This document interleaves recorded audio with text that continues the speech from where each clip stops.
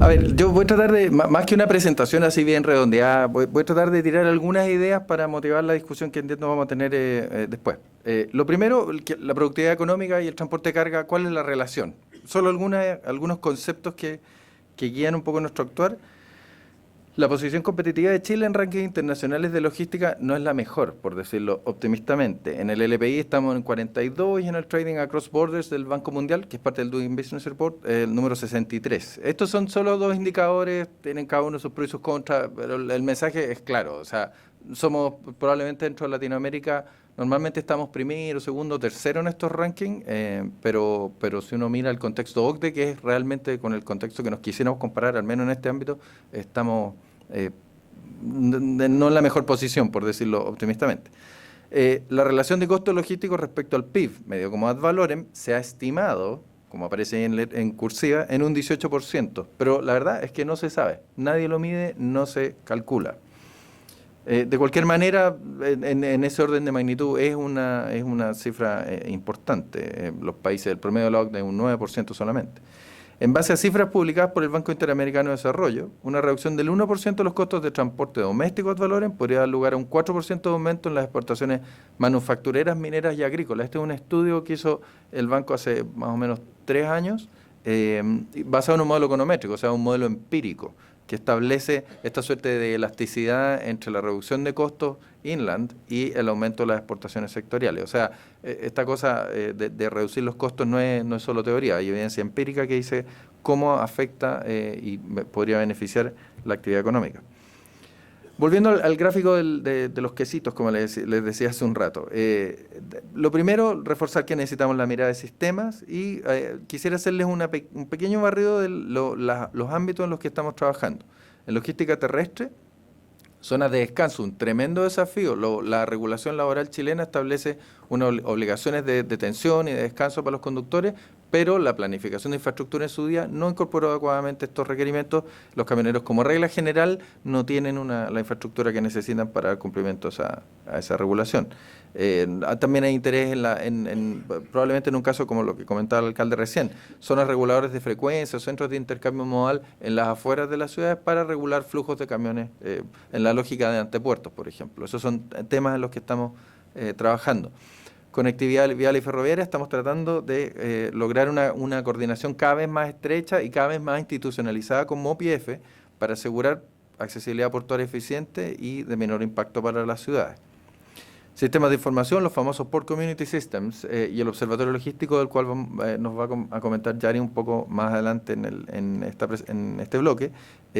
Los Port Community Systems responden a la lógica, desde la perspectiva del Ministerio, de visibilizar la información, es decir, saber dónde está la carga en todo momento, qué operación está avanzando, qué operación se trancó. Muchas veces, con solo transparentar el estado de las cargas, eso solamente actúa por sí solo como un incentivo a la eficiencia, porque el que se está demorando en el fondo sale rápidamente pillado. Gobernanza y regulación, revisión de pares como apoyo al diseño de una política portuaria. Esta semana ha sido para nuestro equipo un poco una super semana, porque teníamos varias cosas interesantes, incluido el evento que nos convoca hoy día. Tenemos esta semana también a una misión de expertos de la OCDE que está trabajando con nosotros en un ejercicio de revisión de pares. Varios de ustedes van a ser entrevistados en este ejercicio. Básicamente lo que se hace es tomar Chile, compararlo contra por lo menos 3 países que en ciertos ámbitos pueden ser referentes adecuados. Esta misión viene, se entrevista con los actores, ayer estuvieron en la 8ª región, van a ir a la 2ª el viernes, van a ir a San Antonio también. Entonces tratan de empaparse de la realidad del país y de emitir un informe que balanceadamente digo, mira, cosas que han funcionado bien, cosas que están funcionando más o menos y cosas que debieran probablemente mejorarse. La idea es con esto dar inicio, o si se quiere reforzar lo que inició el informe del CENIC el año pasado, bueno, es el momento adecuado para pegarle una nueva mirada a nuestro ordenamiento, a nuestros mecanismos de accountability, de planificación, de ejecución de infraestructura, coordinación de servicios, uso del borde costero, un millón de cosas que afectan la performance logística. Lo que hay detrás de esto no es un ejercicio académico de comparémonos con la OCDE, hay una necesidad bien sentida en nuestro ministerio, o hay un convencimiento de que con el sistema como lo tenemos hoy no estamos bien preparados para los desafíos que vienen. El mundo es un lugar muchísimo más complejo. Lo que ha funcionado bien hasta ahora no necesariamente va a funcionar bien para ese mundo más complejo. Entonces, por eso durante el año entonces vamos a estar en contacto con muchos de ustedes para tratar de irlos incorporando a este ejercicio de revisión de pares y de discusión. Sostenibilidad, por ejemplo, Comité de Coordinación de Servicios Públicos que estamos desplegando a través de las empresas portuarias, Consejo Ciudad Puerto también y comunidades portuarias. Conectividad marítima, este es un ámbito súper, el intendente tocó hace un rato en esto, necesitamos entender bien cuál es el mundo, el naviero en el cual nuestras exportaciones y nuestras importaciones se van a mover.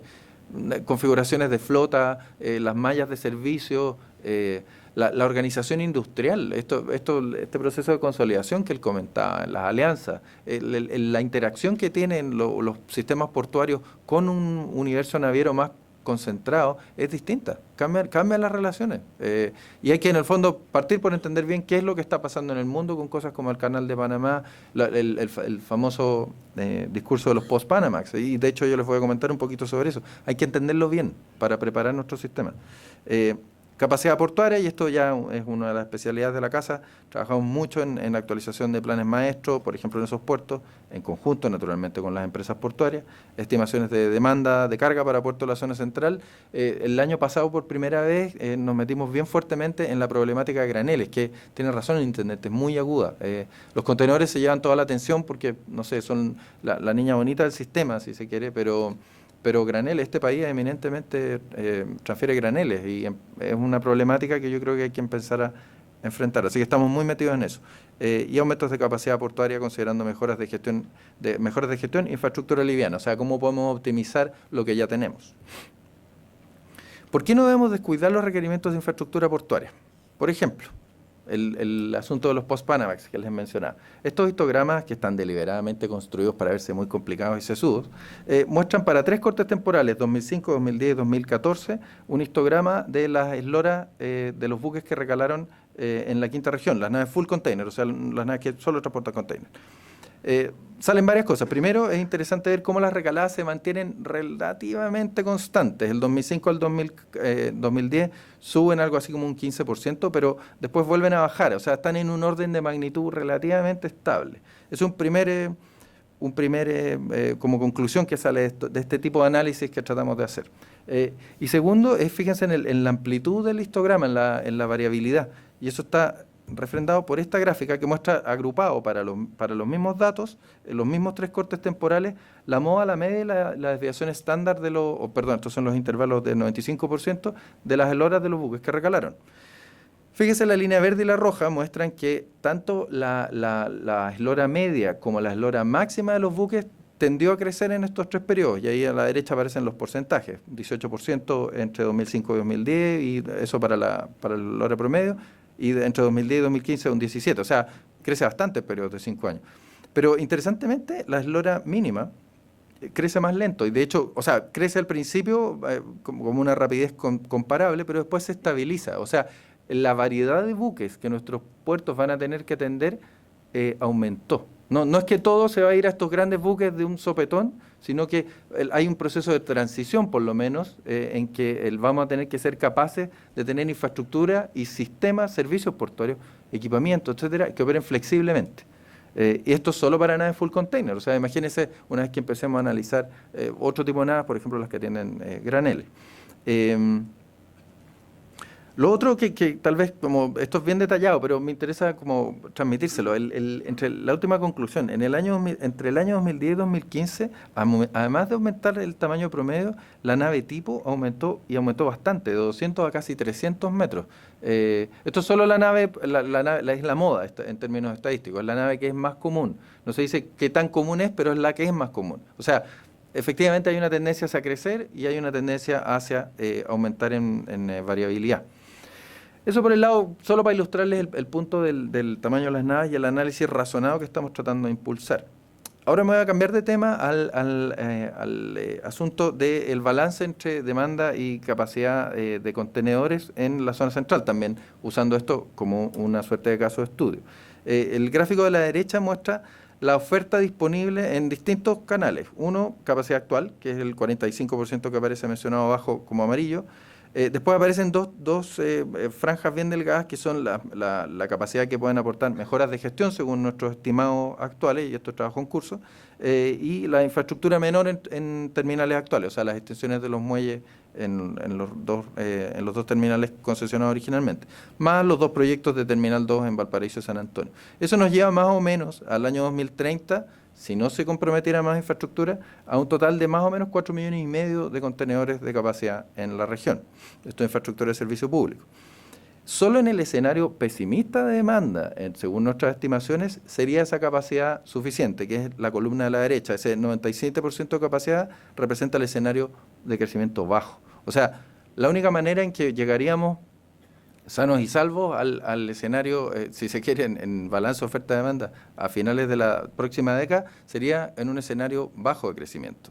En el escenario tendencial, esa capacidad significaría que estamos excedidos por lo menos en un 16%. Esto en términos nominales, además, ni hablar de los niveles de servicio.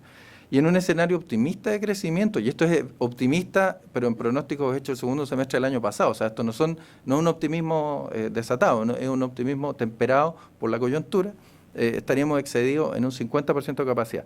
O sea, lo que esto nos quiere decir es que es un poco el horizonte que aparece en el recuadro inferior de la derecha. O sea, durante la segunda mitad de la próxima década es muy probable que necesitemos añadir capacidad por todo el sistema. Hay que ir haciendo esto responsablemente, hay que ir tomando las definiciones no antes ni después de lo que hay que tomarlas, pero no hay que perdernos. Estos son proyectos grandes y hay que avanzar sostenidamente en su desarrollo. Y ahí reforzarles tal vez en el recuadro de arriba, que ponen en palabras lo que ya les conté, el hecho que les comentaba en la mañana. Vamos a llegar a 4,6 millones de contenedores de capacidad de TEUs, con obras de abrigo iniciadas en 1912. O sea, insisto, estos son obras centenarias, 2 años más, 2 años menos. En realidad no es el tenor de la discusión. Hay que ser responsables. Ya, y ahora me voy a cambiar finalmente a un tema completamente nuevo, habiéndoles ilustrado un poquito el tema, el tipo de análisis que estamos tratando de hacer en el Ministerio, es plantearles la pregunta: ¿podemos mejorar como país en algo que no medimos sistemáticamente, como es nuestro performance logístico? Existe una brecha muy amplia de información para la toma de decisiones. Hay información que no existe, hay información que no está disponible, que existe pero no está disponible para los tomadores de decisiones que puedan querer tener acceso, o existe pero no es consistente. En ese mapa estoy ilustrando datos de una fuente oficial de Chile versus datos del Banco Mundial para la estadística transporte de carga en millones de toneladas kilómetros. El tamaño de la burbujita es el volumen total de esa métrica en particular. Según esos datos, seríamos el país del mundo, por lo menos de los que aparecen listados ahí, que transporta más carga mediante toneladas kilómetros. Transportaríamos más que cualquier país europeo, que Rusia. O sea, probablemente que hay un problema en los datos. El problema es que no medimos esto sistemáticamente y que la agencia que publica estos datos no es una agencia especializada y no tiene en su mandato central recolectar datos de transporte de carga y procesarlos cognizentemente y compararlos con otros, con mediciones de otros países, de hacerse de las metodologías y de los sistemas, el presupuesto para tomar estas medidas. Entonces, este es un ejemplo, si se quiere, de información que existe pero que en realidad es discrepante. Otro, número de empresas de transporte de carga por carretera. Aquí tenemos 3 fuentes oficiales, todas autoritativas, pero que tienen variaciones bastante fuertes. Según el Servicio de Impuestos Internos, hay del orden de 25.000 al año 2008, según el informe del INE, algo así como 36.000 al 2010, y según un informe previo del Banco Central, había casi 40.000. O sea, hay variabilidad. Es difícil entonces que podamos hacer políticas públicas nosotros y que los privados puedan tomar decisiones de inversión en algunos casos, si es que no saben realmente cuál es, por ejemplo, el escenario competitivo en su región. Entonces, la moraleja es que necesitamos, desde nuestra perspectiva, impulsar este proyecto del Observatorio Logístico. Esto es, básicamente sería esta instancia que estamos cada vez más convencidos que debiera ser una instancia de colaboración público-privada, de recolección, procesamiento y disponibilización de información de manera sistemática y regular. Necesitamos construir series de tiempo, necesitamos que se prendan alarmas cuando algún indicador clave que queremos que esté alto, baje.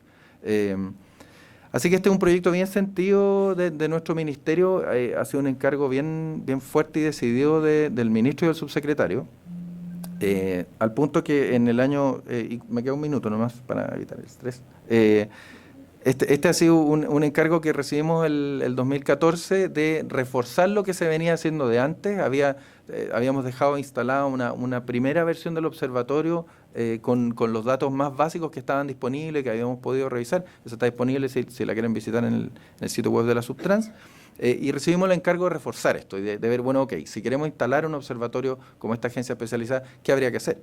Y nos pusimos en contacto con nuestros amigos de la OCDE nuevamente, con el International Transport Forum, que es la agencia especializada de transportes dentro de la OCDE, con quienes en general hacemos bastante trabajo de colaboración, para que nos ayudaran a diseñar una estrategia de despliegue, de construcción de esto.